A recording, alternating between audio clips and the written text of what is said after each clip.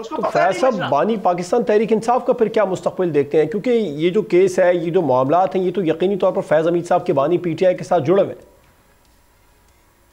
Sir मैं बता रहा हूँ कोई मुस्तकबिल नहीं है। हाँ, अगर पूरी खुशू खुजू के साथ, दिल की अता गहराइयों से, पूरी शर्मिंदगी के साथ बानी तहरीक इंसाफ पूरी कौम से, रियासत पाकिस्तान से, अफवाज पाकिस्तान से और खसूसन शहदाए अफवाज पाकिस्तान की फैमिली से, जिनकी बेहुरमती 9 मई को की गई और पिछले 3 साल से सोशल मीडिया के ऊपर इनके कुत्ते और कतूरे मुसलसल शहदाए अफवाज पाकिस्तान की जनाब ये तजहीक करते रहे, ये उनके मुतालिक माफी मांगेंगे।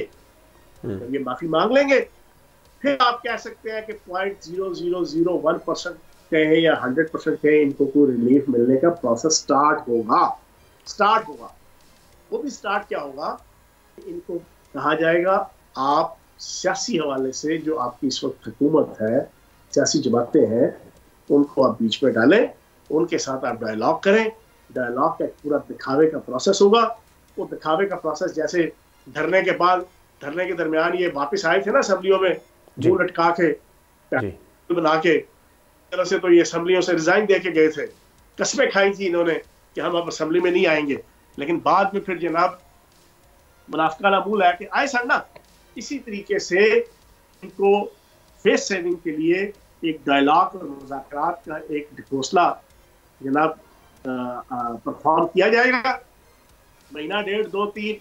उसकी सूरत में मेरी शुनीद ये है कि बानी तहरीक इंसाफ को नजरबंद बनी गाला में किया जाएगा और अमानतन बुशरा बीबी जो उनकी मुर्शद है, उनको रियासत जनाब अपने पास रखेगी कि मुर्शद पाक को हमने रखना है और मुर्शद पाक की हमने जनाब खिदमत खातिर करनी है और जमानत के तौर पर रखनी है कि कहीं बानी तहरीक इंसाफ फिर न तिलक जाना।